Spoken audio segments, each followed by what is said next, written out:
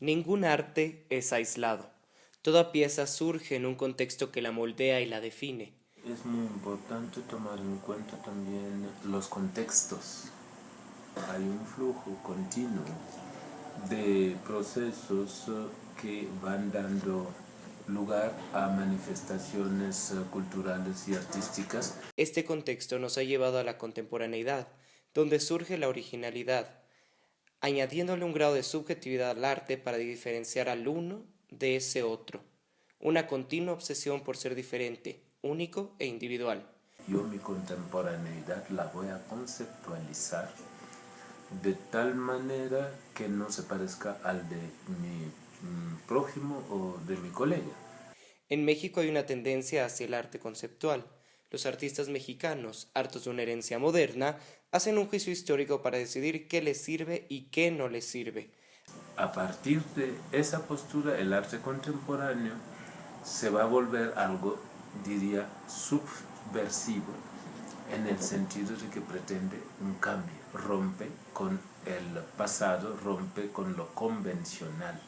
El vocabulario del lenguaje artístico y cultural es, por esto, transgresivo.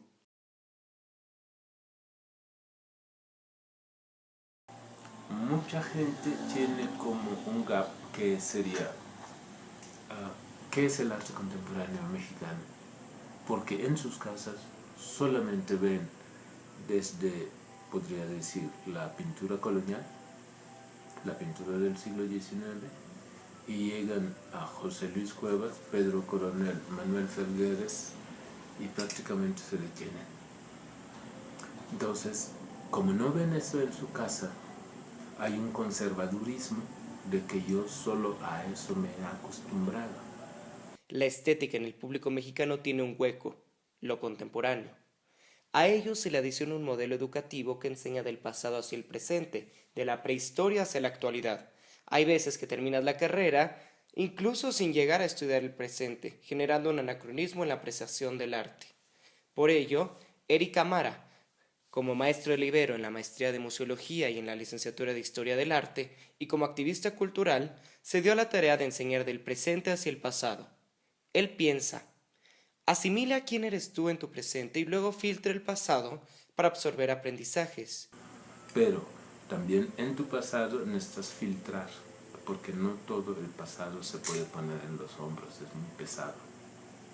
Entonces necesitas filtrar, eso me funciona, este me hace caminar y este me pone el peso en los pies, no me deja caminar. Entonces lo que me deja caminar lo voy a estudiar. Lo va a estudiar para entenderlo, asimilarlo y a partir de este filtro revisar el pasado.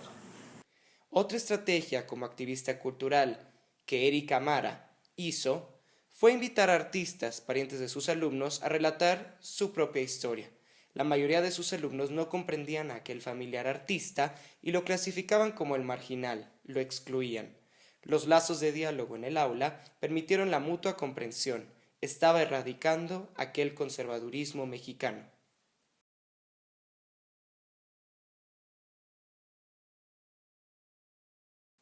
Uno de los grandes problemas del arte contemporáneo mexicano es la falta de teorización. Mucha gente, al recibir información compleja, la juzga como rollo y no la lee, no se la compra. El reto está en la selección de un lenguaje orientado hacia el público que te lee. De los 70s, mitad de los 70s que me tocó vivir aquí, la gente que no tenía dinero o no tenía acceso a esa bibliografía se iba a Sandbox, en la parte de las revistas. Ahí se paraba para leer el Art Forum, Art in America, etc.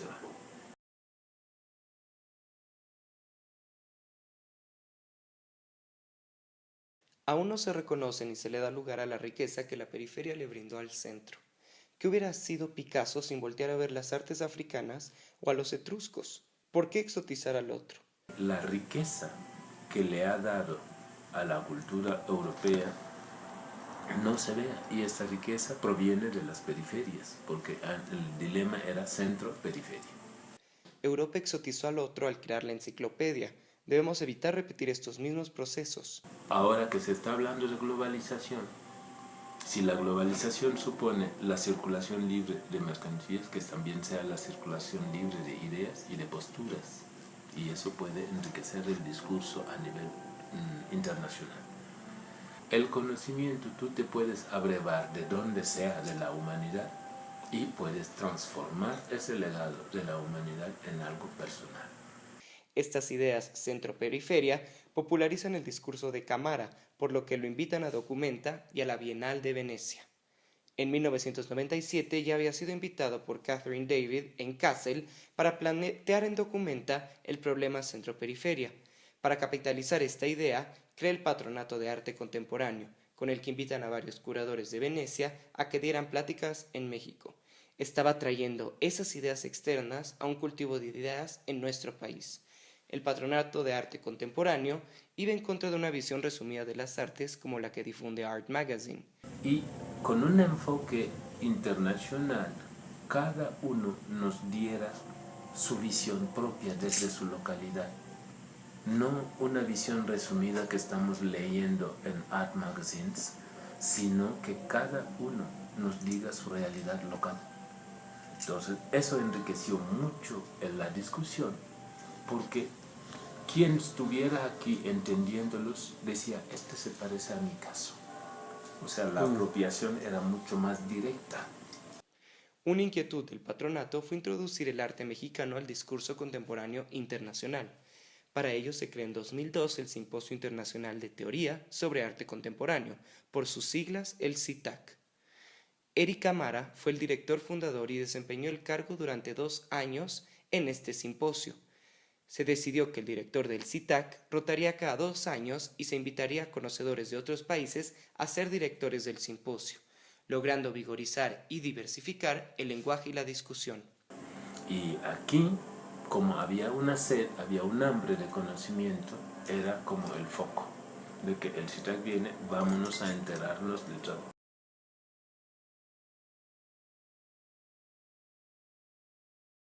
¿Saben, señores? Tienen que enfrentarse a su presente. Como alumnos y humanos del presente, el arte contemporáneo te involucra, porque es tu herramienta de cohesión humana actual. No puedes pensar en lo bonito que fue Rembrandt, olvidando la difícil vida que enfrentó en su época, debido a su pobreza. Conectarse con el proceso de producción de los artistas actuales, que están cohesionando la humanidad actual, no se debe quedar en el qué bonito. Requiere de una reacción, de una interpretación. Exige que te conectes con las opiniones, conflictos y controversias que genera el poner a un producto subversivo en el mercado. ¿Qué conflictos, qué controversias hay en la aceptación de un producto subversivo, de un producto transgresivo? Porque no es fácil asimilarlo.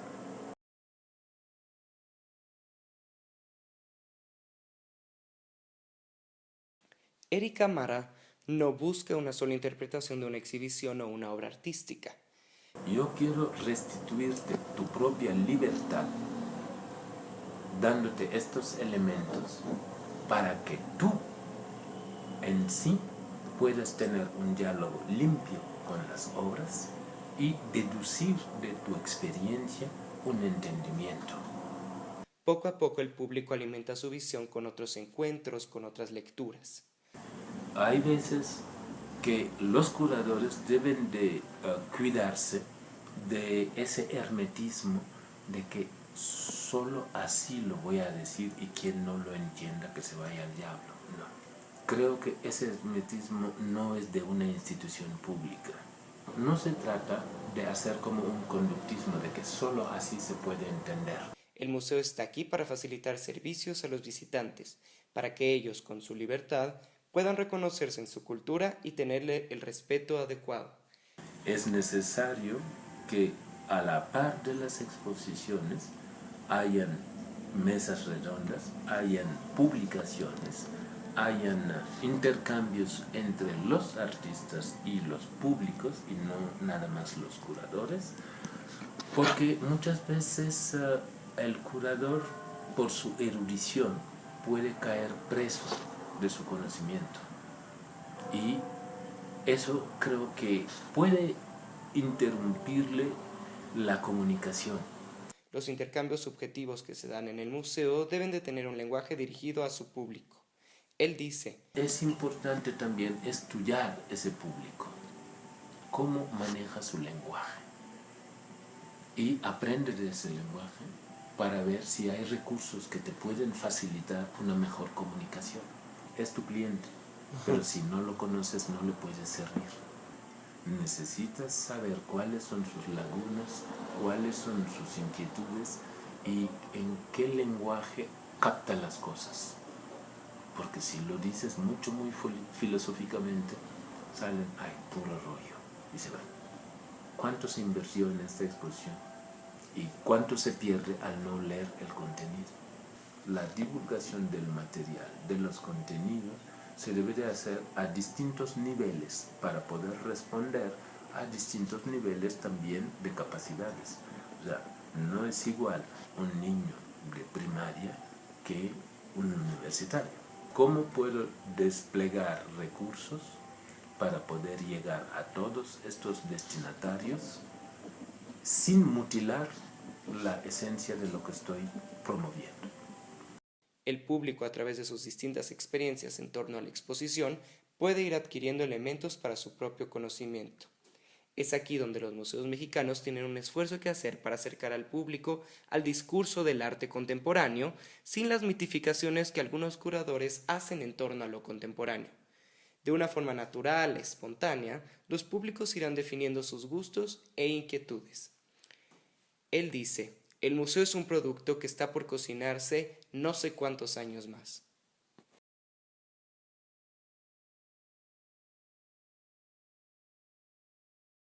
La museografía entreteje la experiencia propia, le brinda al público una experiencia vívida en las salas museales.